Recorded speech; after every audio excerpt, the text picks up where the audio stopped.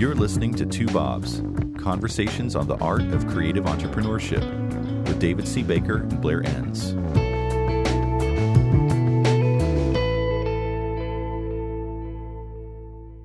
Blair, today I am going to interview you on a subject called 7 Words You Can't Say in Business Development. And I'm going to try to limit my really tacky jokes and try not to. I've already thought of these really lame transitions for each one, and I'm just going to do my best to resist the lameness at each point. But why don't you get started? I just couldn't help myself. Now, Good for you, David. Yeah. No, and nobody gets the joke yet, but yeah, because that's the first word, you. But tell me how you came to. I can't even say it now. Yeah. Tell me how you came onto this subject, and what prompted you to start thinking about it, and just the evolution of this in your head. Well, isn't it a George Carlin bit from like the 70s? The 7 words you can't say on television. Oh yeah, which has changed a lot. Heard it. Now we can say them all the time. Oh man, and show. Yeah, so that's probably where it came from, and I think I probably had seen just patterns of usage of these words, and everyone. So if you think you see the truth or the right way, mm-hmm. I don't mean you see the truth. You think you see the truth, and then you see people who violate that truth, like just blatantly. It kind of hurts after a little while. So what do? You write about it. Yeah, that's right. Just it's a therapy session for you. Yeah, once you do see something right, and then you're listening differently, it pops up everywhere. It's crazy. You just want to stop people in the middle of a conversation, and I do that on websites too. I see some phrase somewhere, and then I'm just attuned to it as I go through all these other websites. It drives me crazy. So I like your approach. You write an article so you can move on to your next obsession. Isn't all writing therapy though? Yeah. You mean for the author, right? Because yeah, probably so. It has been. I tweeted something recently. I said that books are really, most books should be articles because they really don't deserve to be a book. But the thing about reading a book that somebody's taken the trouble to write is that they've spent a lot of time with the subject, and so inevitably there's going to be a lot of therapeutic issues that arise with that. I read through this again in preparing for this talk today, and I've got to say there were a couple of uncomfortable moments reading it, but also some very humorous ones, because I imagined this makes people fairly uncomfortable. A few of the words do anyway. So for the first word, so there's 7 words that you'd prefer not be used, or at least be used in a different context. And the first one... No, let me be clear. 7 words you can't say in business development. And what happens if they say them? Sounds like an empty threat to me. Well, in Blairtopia, they explode. Yeah. In the real world, I'm not sure. Okay, what's the first word? The first word is you. Yeah. Why can't I say you? So there's some context around this. It's really about how you're using the word you, and clearly we're free to use it in this conversation. So the mistake in using the word you is in particular on your website when you are describing your target audience. We help you to benefit, et cetera. We help you to do that. We will do these things for you. Et cetera, et cetera. So what you're doing when you use that word to describe your target audience is you are not limiting your target audience, and you are making suppositions about somebody and what their problem is. And at some point, I started to see the pattern, made me uncomfortable. Then at some point, it just drove me crazy. And when I would go to a website and say, we help you to X, it would make me angry. Because my response is, you don't know anything about me, right? How can you make a promise to me, the individual, without knowing anything about me? And the reason we use that language, we help you to, is because we are skipping the very important and valuable, mission critical function of properly defining our target audience. So we say things like, we help you implement business solutions to your problems. And we'll get to the solutions word because that's one of the words, right? Yeah. But just this complete vagueness. You're hoping that if you throw out this, we help you, you'll catch anybody in that you. And your positioning and the language that you use to express your positioning should first be around your claim of expertise. So it's around, it should all be about your claim of expertise, but it should describe two things. It should describe what you do and for whom you do it. Right. So when you're properly crafting that positioning language, you wouldn't say, we help you. You would say, in our case, we help creative entrepreneurs and their teams. In the case of, we help, in the case of a financial planner, it would be, we help single moms, parents of special needs children, et cetera, et cetera, et cetera. It's very important in your positioning language that you describe your audience, and then before you describe the benefits or describe them simultaneously. And when we do the exercise in our training program, we've got a 2-sentence elevator pitch. So there's the positioning statement, your description of your claim of expertise, followed by your reassurance statement, which is a description of who you help and how. And the format for it is, we help client type to benefit and benefit. And so you can't say, in client type, you can't say you can't even say clients or companies. You have to be specific, because when I go to your website, I want to read language that says, we help these types of people or organizations help solve these types of problems. And when I read that statement, I need to be able to, I want to lean forward or just turn around and go away. Right. You need to give me that option. You need to help clarify whether or not I am in your target market or not. And so by saying we help you, you are just completely abdicating your responsibility to yourself, your organization, your team, and your prospective clients. Your responsibility to be clear about what you do and for whom you do it. So some of this could be because they're just being lazy and haven't thought about it. Sometimes they don't really know who they're helping. They haven't made those tough positioning decisions. Is there also an element of how to say this best? They want to open up the floodgates and attract as much opportunity as possible, and this feels too early to them to narrow that chute down and lose the opportunity to talk somebody into their need for them or their ability to help them down the road. Is there some of that going on psychologically? All of the above. It's work not done. That's what it is. When you're describing your target market, when you're failing to describe your target market, and you're talking to the first person, we help you. That is work not done. Okay. So let's go to the second one. I've had, you talk about uncomfortable. Some of these are uncomfortable. That's one of the ones, that one, and I think the last one are the ones that are most uncomfortable. And you can tell by my reaction. I feel very strongly about this, and I've gotten into some kind of discussions, arguments about this. I'm adamant. There are very few exceptions where it would make sense to use that word on your website when you're talking to your target audience. Yeah, I know. I was trying to go on just then, and you kept dragging me back to talk about it. Okay, next. I am in charge of this podcast, just to remind you of this episode of this podcast. Okay, so the second word that you would generally avoid, especially in a certain context, in new business discussions, would be the word partner, which on the surface, partner seems like, it's a nice, my wife is my partner. I want to partner with you. What's the problem with partner? Yeah, there are partners in life, right? Especially your life partners, your business partners. There are true partnerships, but the client-agency relationship is not one of them. Now, I'm going to overstate this, and people are going to recoil. This will be your first time that you've ever overstated anything, I'm sure. I've spent the morning in multiple conversations saying this is a generalization, but it's helpful.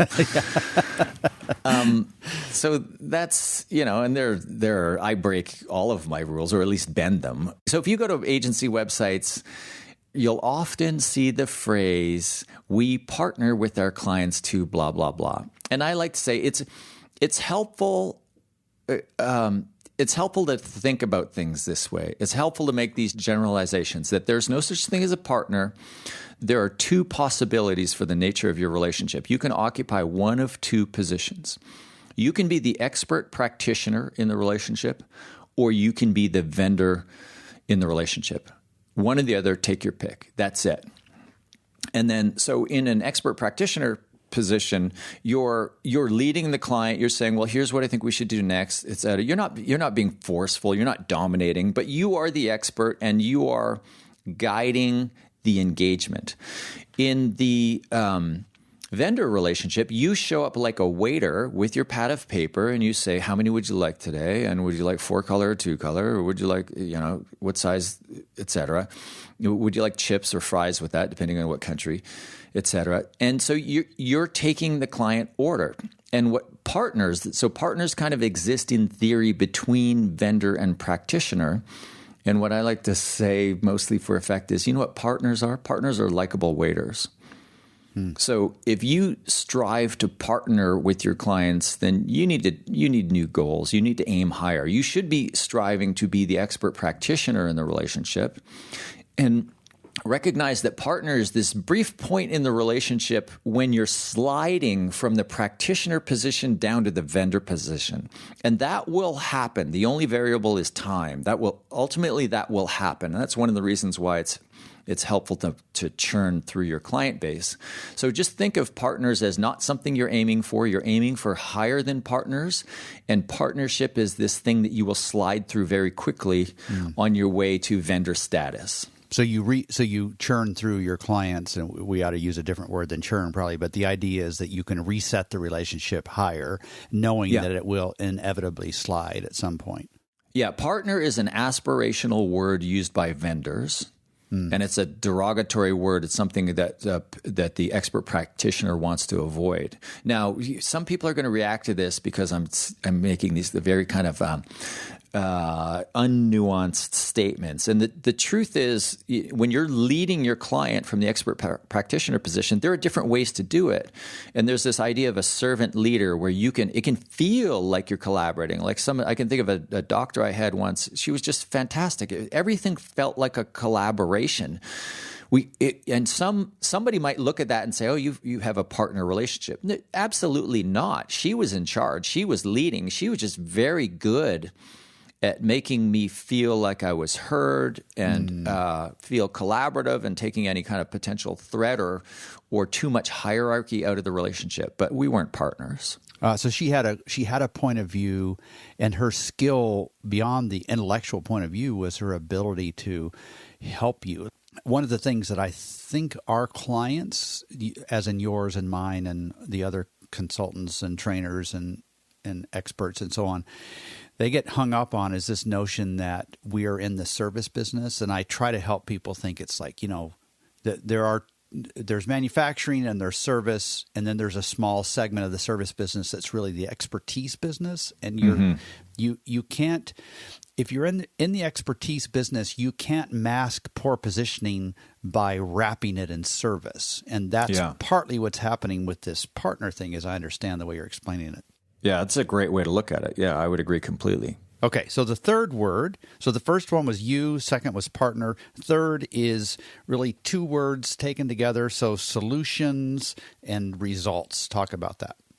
Oh, I've collected some, and I've sent you some over the years too, just some horrible positioning lines. I was on a website the other day. It's like, we drive solutions for our clients.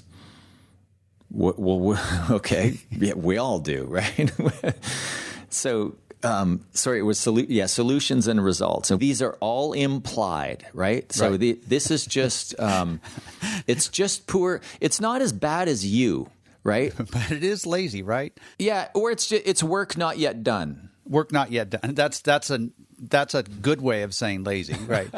But they're like, I picture these people like in a moment of honesty over a scotch saying, you know what, we tried to be honest with people for a while, and we said, we don't really get you results, we just take your money, and then it just backfired, like surprised all of us, but it didn't work. So now we are in the solutions and results business. Yeah. What are you in? What business are you in?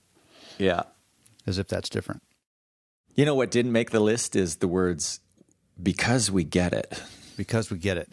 Or Yeah. we listen to our clients. Yeah, clearly we need to talk about writing as therapy. Podcasting is therapy too.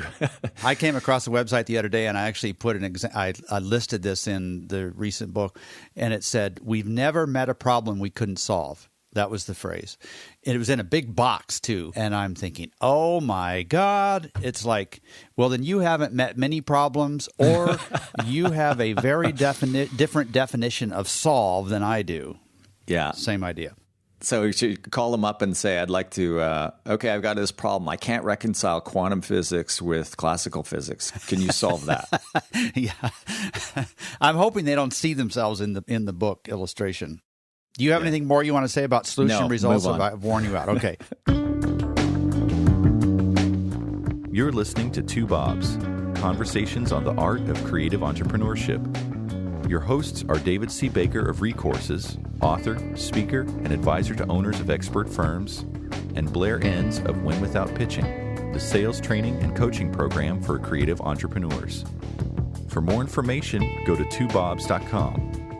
If you find this podcast helpful, please help us by telling a friend and rating us on iTunes. Thank you. Now back to David and Blair.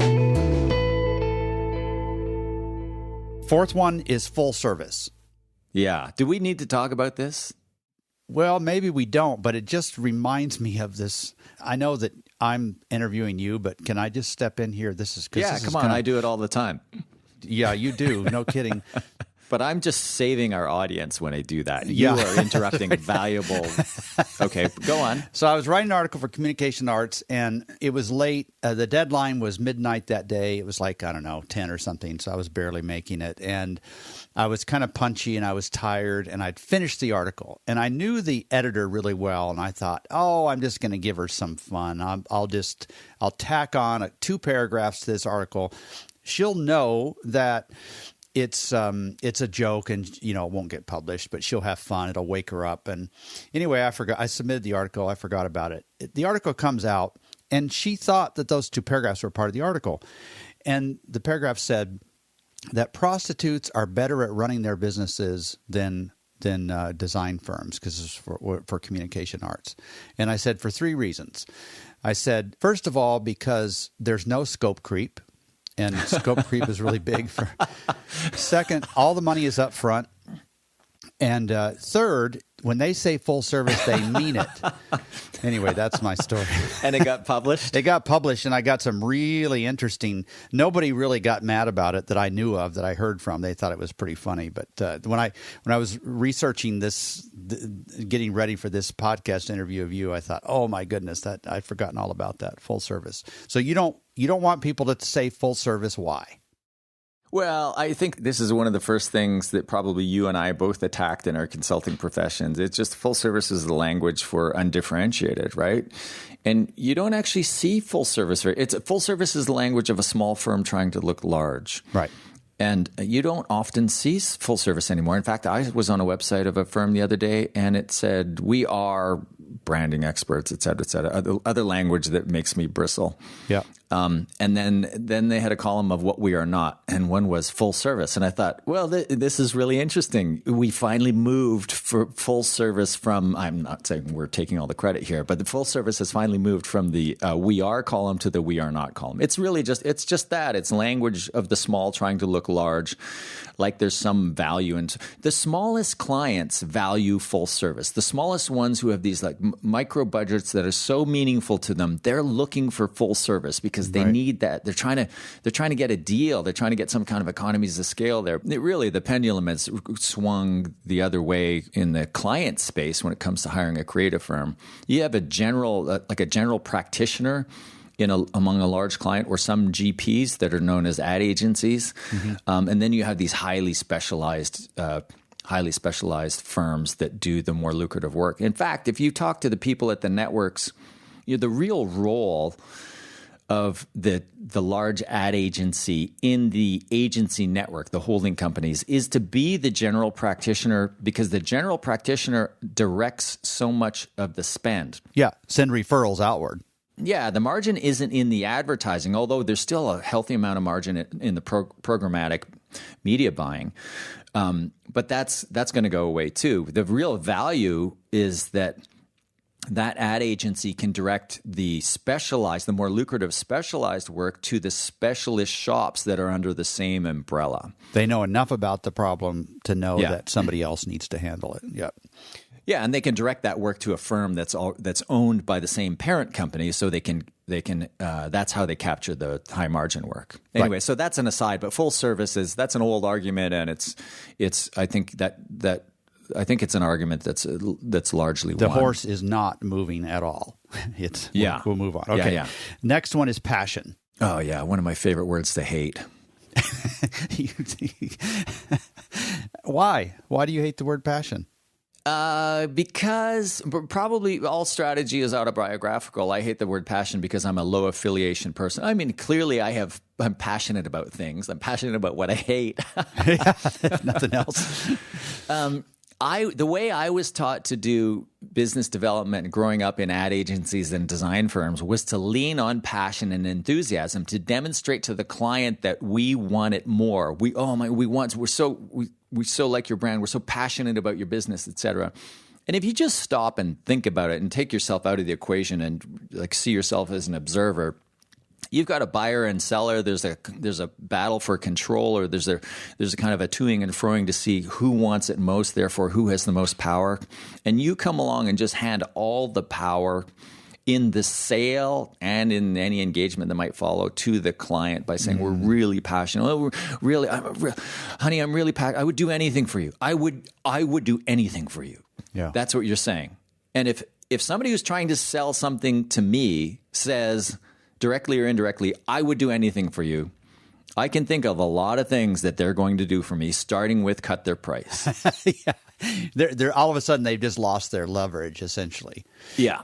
But you're not necessarily – so if you're flipping the views here and you're in the hiring position, you're not looking for somebody that isn't passionate at all. It's just that's not the driving factor, right? Yeah, so there's a couple things here. Number one, you don't want to be completely dispassionate, right? So the passion is for the fit, right? It's okay. We've listened to what it is you're looking for, and this is exactly in our sweet spot. This is the stuff, what you need, the challenge that you have. This is what we get up in the morning and go to work to do. This type of stuff, but passion for you, your brand, et cetera, et cetera. Make it about.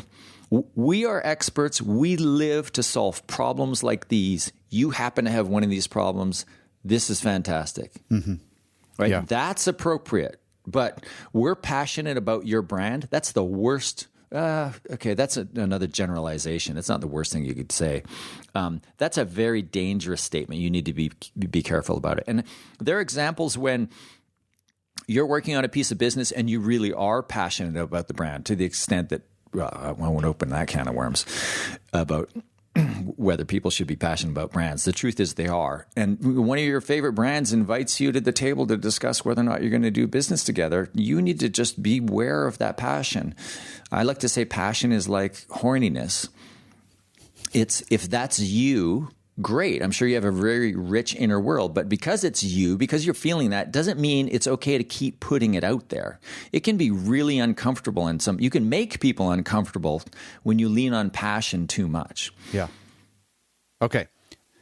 6th out of 7 is strategic, which I've even quit using that word as much as I can. I call it research and insights. Before you give us your perspective on strategic and why you shouldn't use that word in new business settings, what is it that they're really saying by the word strategic? So the specific claim of I'm talking about the specific claim of saying we are a strategic X, we are a strategic design firm. Versus, what do you think? Like, what's the opposite in their mind?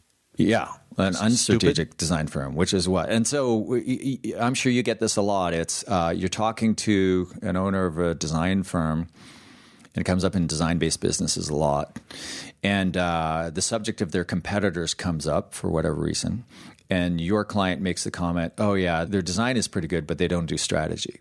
Do you ever hear that? Yeah. They don't do strategy. And then so for many years now, one of my hobbies has been collecting answers to the question, what is strategy? So as soon as somebody says, the word strategy or says, oh, our competitor doesn't do strategy, then just follow it up with the question, what is strategy? You'd be surprised. It's one of those questions where we all know what it is until we're asked, right? And then there are, of the hundreds of times I've asked it, or the dozens of times I've asked it to many hundreds of people, I've received very few satisfactory answers. It's one of these loose words like chemistry, this kind of amorphous words that's used to imprecisely describe a whole bunch of things that I'm feeling. And the whole bunch of things that you're feeling is when you say we're a strategic design firm, is we're smart. Yeah. Right? We're smart. Or we have a methodology. Yeah. Strategy to me in this context is not what you do, but how you do it. It's the, as you say, the research and insights that underpins the methodology and that kind of wraps the engagement. But to say we're a strategic X, it's hollow. It's like you're communicating the fact that you think you're smart or that you think there's a methodology, but you're going to have opportunity if the initial value proposition or positioning statement resonates and you're invited into a conversation, then you're going to have an opportunity to prove that without having to say it. It's kind of like saying the words, trust me. Yeah. Or even the prospect, imagine if their assignment as a prospect is to scour a website and see if they see the signals or the evidence of smart or strategic, which is partly why you want to be populating your website with some of that stuff so that it never has to come up, right? But it is really interesting to me how if the only source of information I have is a firm's website, I almost always struggle in thinking that they are strategic. It's more just the claim that they're strategic, which is a little bit off-putting to me. But do you even make that distinction in your mind when you're thinking of a firm? Oh, that's a strategic firm, and that's they're just tactical execution. I think they're all strategic in a lower sense of the word, and only a few of them are really, really smart. And those who are obviously focused, and they all, as in specialized, and they also spend a lot of thinking and time and money on research and insights. And I would say that maybe 10% of them would fall in that category. You really never are going to work again, aren't you? This Probably podcast not. is horrible for business. You just keep saying what you think. The older I get, the more honest I am, which is not in my best interest. Yeah. All right. I'm enjoying this. The last one is thank you. And then I just want to ask you about this overlying statement that keeps popping in my mind. But the last of the 7 words not to use in new business settings is thank you. Yeah. Are you going to talk about that? It's self-evident, isn't it? Now, this is the other contentious one. I mean, I'm sure people are... Yeah, this is the one I cringed at a little bit because I thought, wait a second, how in the world is he going to spin this idea? Because I cannot see a context in which this could be a problem. And again, every one of these words or sets of words that we're talking about and that I reference in the article, I'm talking about most or all of them, I think, in a specific context. And the context I'm talking about here is when you have an initial meeting, whether a phone call or face-to-face meeting with a prospective client, and then in the communication afterwards to sum up the discussion and discuss next steps, you begin that communication with the words thank you. And I think so. We talked about the vendor position versus the expert practitioner position. The idea is the power that you have in the relationship comes from, and I'm going to overstate this, but I overstate the notion of power, and then you come along and suggest other words that you might use in place of power, and that's all fine. The power that you have in the relationship is really a function of your desire for the engagement versus how desirable you are to the client. So it's essentially P equals DB over D. Power in the sale equals your desirability over your own desire. So in short, whoever wants it most has the least amount of power in the relationship, needs it most. And so I'm not saying be impolite. I'm saying be very careful in that correspondence afterwards, in the email afterwards, of beginning the email with the words, thank you for your time. Yes, it's polite, it's good manners, but when you're thanking somebody for their time, you're implying that your desire is greater than your desirability. You are implying that the client is the prize to be won in the relationship. You are implying that their time is more valuable than yours. There are other polite ways to begin those, that type of correspondence. You can say, "It was great connecting with you today. I thought we had a great conversation." Yeah. So what I want people to do when they're listening to this is I want them to take the idea behind the words, Right. and I want them, before they use those words, to stop and think, is there a better way to begin this conversation that communicates my interest in the engagement, my enthusiasm for the fit, my politeness and like the human qualities, without giving away too much power or relegating me to the vendor position. And Right. some people are going to say, "Oh, come on, you're overthinking things." All these little subtle cues, our words drive our behavior, which drive reality. Yeah. Right. So it's basically your thoughts drive your words drive your behavior, and that is reality. You need to be careful about the words that you choose. Even these similar, you think it's a convention that has no meaning in it beyond politeness. That is not the case. It's one of the phrases you used early on. I'm not sure if I remember exactly. It was like undone work. Is that how you said it? Yeah, work undone. Work undone. That's a really good theme to think about. It's not so much like never use these words. It's more about thinking through being more intentional about your language and what it communicates. So for you folks, here are the 7, just in closing. The first one is you, and then partner, and then solutions and results, and then full service, then passion, then strategic, and then thank you. And on that note, I am not grateful, and I do not thank you for this time that we spent together.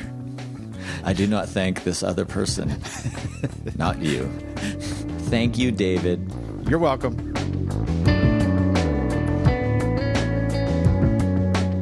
Thank you for listening to Two Bobs with David C. Baker and Blair Enns. Subscribe and learn more at twobobs.com. That's the number 2, BOBS.com.